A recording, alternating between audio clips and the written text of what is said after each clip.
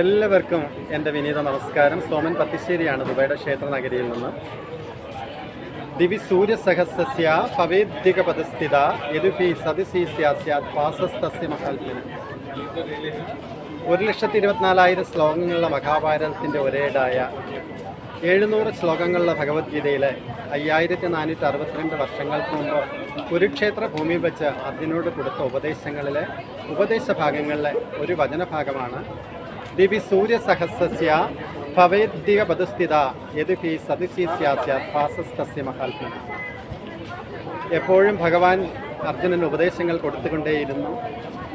ആ ഉപദേശത്തിലെ ഭഗവാന്റെ ദിവ്യരൂപം, യഥാർത്ഥ രൂപം കാണണമെന്ന് അർജുനൻ അപേക്ഷിക്കുമ്പോൾ ഭഗവാൻ യഥാർത്ഥ രൂപം കാണിക്കുകയാണ്.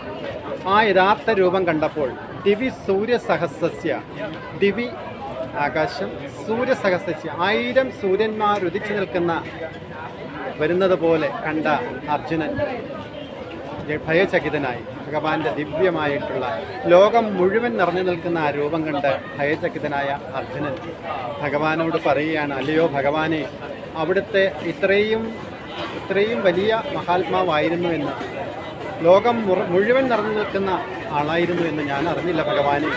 എൻ്റെ അപരാധങ്ങൾക്ക് പൊറുക്കണേ. അവിടുത്തെ ഞാൻ കൃഷ്ണാന്നും ദാസഖേന്നും കൂട്ടുകാരാന്നുമൊക്കെ വിളിച്ചിട്ടുണ്ട്. ആ അപരാധത്തിന് എന്നോട് പൊറുക്കണേ ഭഗവാനെ എന്ന് പറഞ്ഞ് ഭഗവാന്റെ പാതാരബിന്ദങ്ങളിൽ മാപ്പപേക്ഷിക്കുകയാണ്. അവിടെയാണ് ഭഗവാനെ വർണ്ണിക്കുന്ന അർജുനൻ്റെ ഭാവം കാണുന്നത്. അതാണ് ദിവി സൂര്യസഹസ്രസ്യ ഭവേദ്ധിക പദസ്ഥിത യദുഭി സദസി സ്യാസ്യാത് പാസസ്തസ്യ മഹാത്മന.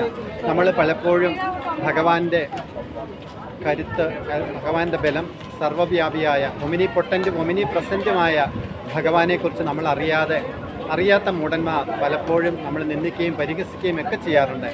ആ അപരാധത്തിന് മാപ്പ് ചോദിക്കുന്ന ഭഗവാനെ എന്ന് അർജുനൻ പറഞ്ഞ പോലെ ഞാനും ഭഗവാനെ അവിടത്തോട് മാപ്പ് ചോദിക്കുന്നു. എല്ലാം കൃഷ്ണാർപ്പണമസ്തു. ഈ ദുബായിയുടെ ക്ഷേത്ര നഗരിയിൽ നിന്ന് അവിടുത്തെ വചനഭാഗങ്ങൾ പറയുവാനിരിക്കുന്ന കരുത്തിനും ശക്തിക്കും ബലത്തിനും ഒരിക്കൽ കൂടി നന്ദി, നമസ്കാരം.